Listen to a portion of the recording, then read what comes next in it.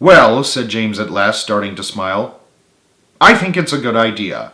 His words were met with cheers of approval from Frank, Gary, and Joey. "As long as Carly comes with us," said James, smiling smugly. The others groaned. "Not Carly!" Joey cried. "Listen," said James, "I know how to make her happy, and it's been a while since we went anywhere outside of work. I'll go and talk to her."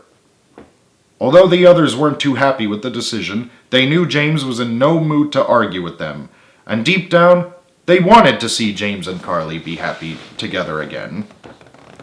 James walked down the hall and gently knocked on Carly's bedroom door. "Carly? Catherine?" "What is it, James?" "The guys want to go to the community pool this afternoon. Are you taking them?"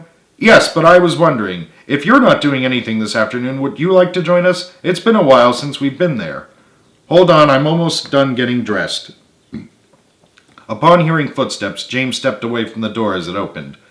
Out came Carly, wearing a magenta tank top and baggy red sweatpants, and her hair down. "I was planning to stay in tan on the observation deck, but..." Carly stopped suddenly when she saw James in his disheveled state. "Hi," they both said shyly.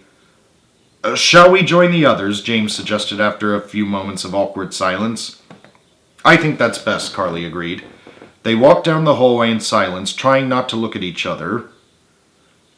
In the living room, Frank, Gary, and Joey were all wearing forced smiles on their faces, trying to contain their annoyance. Although James didn't notice this, Carly did, and it soured her mood within seconds. "Hold on a minute," she said sternly. "What exactly are you three hiding?" Nothing," said Joey awkwardly as Frank elbowed him to shut up. "It's nothing personal, dude," said Gary. "Dudette," said Gary patiently. We wanted James to join us, but he said he would only go if you joined us. Besides, it's been a while since we all did something fun together." "Oh, I get it," retorted Carly with awful sarcasm. "You only care about his happiness, but not mine, so you don't even bother to ask me. You are such a—" "Shut up, Frankie!" Carly pointed a threatening finger in James's chest. "Carly," said James, trying to be calm, "they're being thoughtful to both of us. There's no need to get upset about it." "Well, they didn't bother to ask me first," snapped Carly, looking up at him. "What the hell makes you so special, James?" "What the hell is your problem, Catherine?" James retorted, losing his patience. "I don't have a problem except you calling me Catherine. What the hell are you talking about? I'm practically the only one you let me call you that. And I think you do have a problem." "No, I don't." "Yes, you do." "No, I don't." "Yes, you do." Guys," Joey spoke up nervously. "Shut up, Joey!" James and Carly yelled together. Shaken and visibly hurt, Joey stood down. As James and Carly continued arguing, Frank motioned for Gary and Joey to follow him. They went out to the patio out back and shut the sliding glass door. James and Carly, who apparently didn't notice them just now, could now be heard faintly. Once he shut the door, Frank felt his blood boiling. "You okay, dude?" Gary asked. Without warning, Frank lost it. "God damn it! Ow!" He kicked the stone wall on one side of the patio in anger, but he hurt his foot and was hopping around in pain, clutching his foot. "Frankie, are you all right?" Joey asked. "I can't take it anymore!" screamed Frank exasperatedly. "If one more fight breaks out between James and Carly, I'm gonna knock them dead!" "Frankie, you wouldn't dare!" Joey cried. "Calm yourself, Frankie," said Gary soothingly as he and Joey helped Frank into one of the deck chairs. "And don't even try anything," he added sternly. "You know how strong James is, and that he only attacks anyone who attacks him first. And Carly's just as scary as she is when she's angry," said Joey nervously. Frank was glowering the whole time he was helped into the deck chair, but upon hearing these words, his anger gave way to sadness and worry.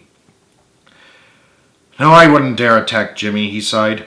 "For God's sake, I love him like a brother," which is saying something since you already have 3 brothers, chuckled Gary. Is your older brother Donnie handling the auto shop on his own? Asked Joey. I thought I told you, Joey. My younger brothers Glenn and Darrell are helping him for a few weeks, said Frank a little impatiently. Suddenly, there was a loud cry of pain. Frank, Gary, and Joey turned around, and to their horror, James and Carly were still yelling, but now they were slapping each other back and forth relentlessly. The three of them looked at each other with deep concern. Where is Richard and Christy when you need them? Frank said. What about Pedro and Reginald? Asked Joey. Joey, they're in school, said Gary. Not Richard and Christy, said Frank. They're on spring break celebrating Richard's birthday. Well, until they get back, let's just hope James and Carly don't kill each other, said Gary, looking uneasy. They turned around again, and to their shock, saw Carly on James's back in an attempt to put him in a chokehold, but James threw her off as if he was a bucking bronco. Fortunately, she crashed onto the sofa unharmed, but the arguing continued. Frank, Gary, and Joey looked at each other, then out at the beautiful scenery, and sighed in defeat.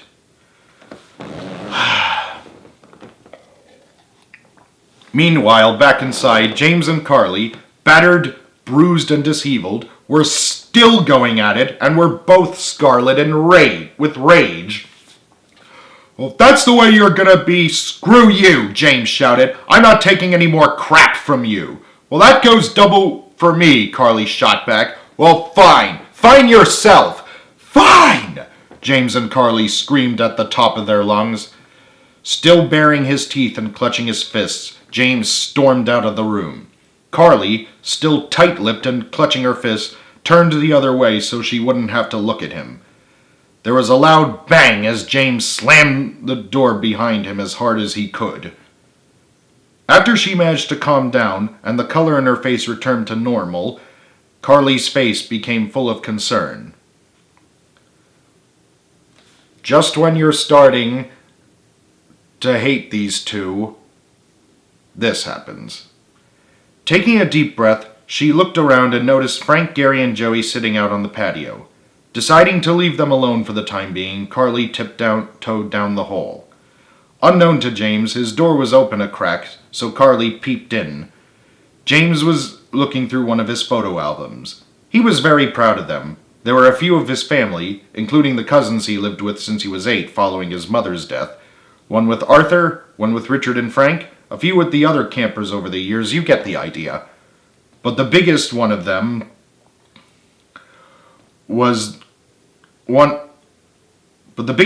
all was one of James and Carly, which was open as James sat down on the floor looking at photos. Though Carly couldn't see it, James's brown eyes filled with tears. Closing the album and putting it on his bedside table, James finally broke down as he buried his face in his arms, curled up on the floor in a fetal position, and started sobbing quietly. Carly's eyes widened as she realized how much James was still hurting.